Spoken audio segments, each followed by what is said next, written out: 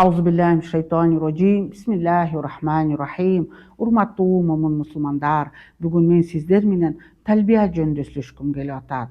Бисмиллахиррахманиррахим. Лаббайка Аллахумма лаббайк. Мына мен сенин алдыңдамын, Аллахым деп атабыз.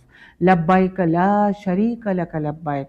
Мына мен сенин алдыңдамын, сенин шеригиң жок деп айтабыз.